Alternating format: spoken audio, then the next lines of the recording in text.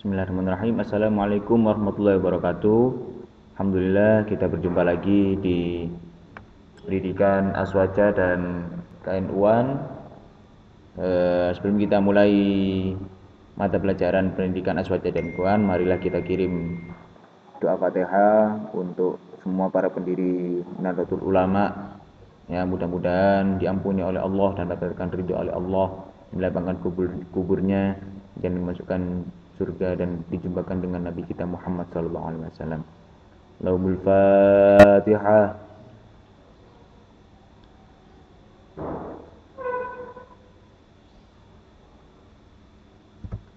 Oke, selanjutnya di materi kali ini kita akan mempelajari tentang usaha Nahdlatul Ulama atau NU mempertahankan dan mengembangkan Ahlussunnah wal Jamaah.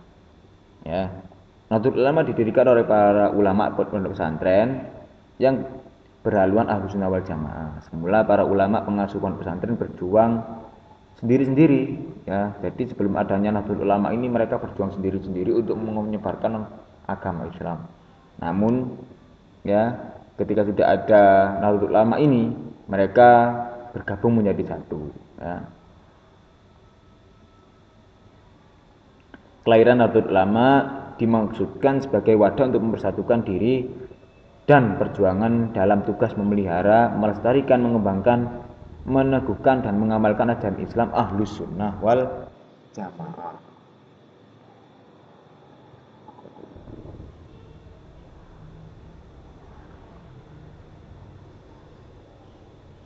Hal ini merupakan jawaban atas munculnya gerakan yang mengancam kelangsungan paham Ahlus Sunnah wal Jamaah yang sudah menjadi keyakinan umat Islam sejak masa awal pertumbuhan dan pengembangan Islam.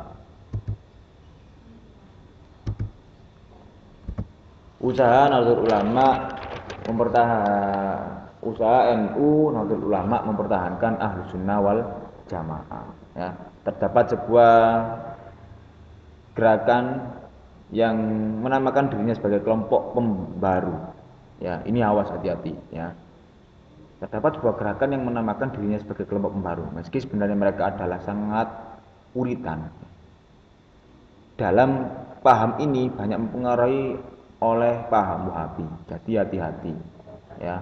Yang didukung penguasa baru di Saudi Arabia. Mereka sangat berlebihan dalam usaha yang menurut mereka sebagai murni Islam, ya, seperti melarang upacara maulidan, membaca barzanji, membaca maulid tiba, membaca tahlil dan menghauli. Ya, yang kedua melarang ziarah kubur ke makam Nabi, para syuhada dan para aulia. Yang ketiga itu melarang bermadhab dalam mengajarkan agama Islam. Jadi hati-hati anak-anak, jika kalian memilih golongan atau kelompok, usahakan kita pilih yang tepat, ya. Pilih yang tepat, ya, untuk apa? Untuk menuntun kita menjalani kehidupan selanjutnya, ya. Karena di sini itu pada zaman sekarang itu banyak sekali kelompok-kelompok yang tidak jelas, kelompok-kelompok yang GJ, ya, hati-hati sekali, ya, karena gampang dipengaruhi, ya.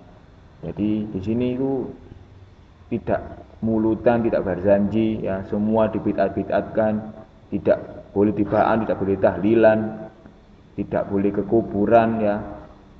Nah, tidak boleh ziarah kubur. Nah, hati-hati sekali untuk memilih kelompok-kelompok tersebut. Mereka tidak tahu, ya, mereka tidak tahu, seolah-olah mereka paling benar, ya, seolah-olah mereka Islam paling murni, ya, menggunakan dari sumber hadis dan as-sunnah. Tapi mereka menghilangkan kepercayaan mereka, menghilangkan apa, ya, menghilangkan Islam masuk ke Indonesia ini melalui siapa? Jadi seperti itu. Jadi Islam masuk ke Indonesia ini ada bantuan, yaitu para wali songo. Para wali songo ini masukkan Islam ke Indonesia ini dengan perjuangan yang sangat apa, ya, yang sangat keras sekali hingga tumpah darah, ya. Jika kalau memang ada kelompok-kelompok seperti ini, seperti Wahabi ini, ya, yang mengharamkan maulud dan barzanji tibaan, ya wis, beritanya mereka tidak usah hidup di Indonesia, karena di Indonesia ini Islam Nusantara, Islam yang santai, ya. Islam yang rahmatan lil alamin, karena Nahdlatul Ulama ini adalah rahmatan lil alamin, ya. Rahmatan lil alamin itu apa? Ya, menebarkan kasih sayang, ya, menebarkan kasih sayang kepada setiap makhluk, ya. Tapi kalau Wahabi ini sudah melarang mauludan, barzanji, dibaan, tahlilan padahal itu gunanya untuk baik, mengirim doa, ya, menghauli juga mengirim doa, ziarah kubur juga dilarang. Lah ini sangat hati-hatilah. Tapi kalau Nahdlatul Ulama ini, ya, amalan-amalannya sangat baik sekali. Amalan-amalannya sangat dianjurkan, ya, dan mendapatkan langsung sanad dari para Imam Syafi'i, ya, dan langsung dari para wali-wali songo, ya. Kita hanya mengikuti para pendahulu kita, yaitu wali-wali songo, dalam menyebarkan Islam, ya, dengan cara yang halus. Para ulama pondok pesantren yang berhaluan Ahlussunnah wal Jamaah menolak keras terhadap paham Wahabi tersebut, ya. Mereka berusaha keras membela dan mempertahankan kemurnian ajaran Islam Ahlussunnah wal Jamaah, sehingga tidak jarang terjadi perdebatan secara terbuka untuk menguji kebenaran pendapat masing-masing menyangkut ajaran Islam yang sebenarnya. Jadi mereka, orang Wahabi itu mempelajari Al-Quran, Al-Hadis itu tanpa disaring terlebih dahulu, langsung dimakan mentah-mentah, tanpa mengetahui asbabun nuzul, asbabul wurudnya, ya. Jadi di tanah Jawa khususnya itu ada penyebaran Islam melalui Sunan Kalijogo, ya, melalui kesenian, melalui tumpengan, melalui wayang, melalui dan lain sebagainya. Jadi di sunan-sunan tersebut memasukkan Islam ke Indonesia ini tidak langsung kamu harus membaca Al-Quran ini, kamu harus memahami hadis ini, tidak. Tapi Wali Songo itu memerintahkannya memasukkan Islam ke dalam Nusantara ini, yaitu dengan cara halus, disisipkan dengan hal-hal tersebut, seperti itu, seperti wayangan, seperti ambengan, tumpengan, ya, pembacaan tiba, ya. Nah, itu adalah cara yang mudah untuk memasukkan Islam ke Nusantara pada waktu itu, karena waktu itu adalah orang di Nusantara ini orangnya sangat keras sekali, ya, seperti itu. Usaha NU mengembangkan Ahlussunnah wal Jamaah, nah, itu ajaran atau paham agama NU yang digali langsung dari sumber-sumber asli, yaitu Al-Quran, As-Sunnah, Ijma', Qiyas. Sebagai paham keagamaan Ahlussunnah wal Jamaah merupakan landasan berpikir sebagai sikap dan bertindak sebagai seluruh warga NU yang dicerminkan dalam tingkah laku perorangan maupun organisasi. Jadi untuk mengembangkan di sini ada Ahlus Sunnah, ada Al-Quran, As-Sunnah. Nah, yang perlu dipahami ada ijma' dan qiyas. Ijma' ini adalah kumpulan dari para ulama seluruh, ya, seluruh Indonesia ataupun seluruh Nusantara, seluruh dunia, untuk menyimpulkan ini bisa digunakan untuk pendidikan. Dan ada juga ilmu qiyas, ya. Ilmu qiyas ini perumpamaan, ya, ya, yang tepat digunakan sebagai apa. Tapi kalau Wahabi di Al-Quran memang tidak sesuai, ya sudah tidak sesuai. Tapi kalau Nahdlatul Ulama dikupas terlebih dahulu bagaimana yang cocok dengan di Indonesia ini, di Nusantara ini. Bagi Nahdlatul Ulama, upaya mengembangkan, melestarikan, meneguhkan dan mengembangkan ajaran Islam Ahlussunnah wal Jamaah di Indonesia dilakukan dengan cara antara lain meneliti kitab-kitab yang menjadi pegangan dalam pembelajaran agama Islam di pondok pesantren, madrasah, sekolah, dan lembaga-lembaga yang didirikan NU. Yang kedua itu menerbitkan buku pendelajaran agama sebagai bacaan bagi seluruh umat Islam. Yang ketiga itu meningkatkan kegiatan pengajian dan melakukan kajian-kajian Islam dalam bentuk halaqah, bahasul masail, diskusi, dan seminar, dan lain-lain sebagainya. Melestarikan amaliyah, ya, melestarikan amaliyah yang dirintis oleh para pendahulu yang membawa dan menyebarkan agama Islam. Yang menyebarkan agama Islam ini siapa?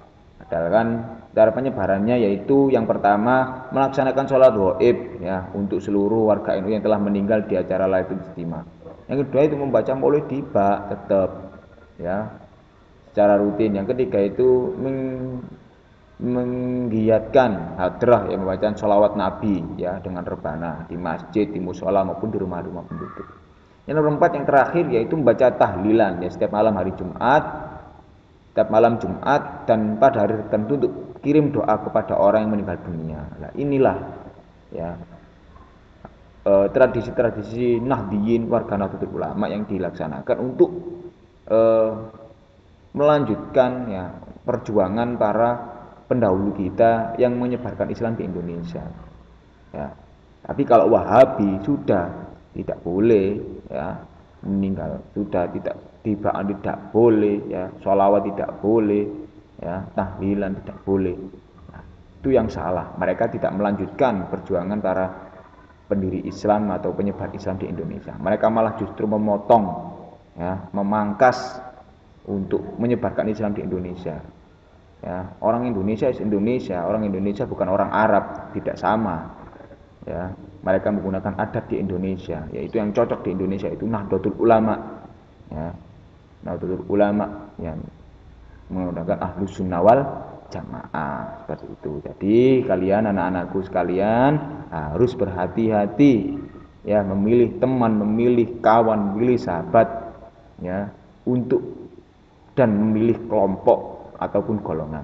Usahakan kalian memilih Nahdlatul Ulama, karena Nahdlatul Ulama adalah cocok, ya, adalah tepat, ya, yang paling santai, yang paling rileks untuk menjadikan kita, mendekatkan kita, ya, pada perbuatan yang baik, ya, mengarahkan kita pada amalia-amalia menuju kebaikan, ya, itu sangatlah baik. Itu Nahdlatul Ulama. Oke, itu saja yang dapat saya sampaikan. Yang selanjutnya itu ini mari berlatih, ya. Ada 2 soal, ini kerjakan dan kerjakan di folio, ya. Bisa tugasnya kalian upload di Google Classroom atau nanti dikumpulkan kertas folionya ketika ada pengumuman untuk mengumpulkan tugas di sekolah, seperti itu, ya. Oke, mudah-mudahan bermanfaat. Itu saja yang dapat saya sampaikan. Kurang lebihnya saya mohon maaf. Sekian dan terima kasih. Wallahu muwaffiq ila aqwamit thoriq. Wassalamualaikum warahmatullahi wabarakatuh.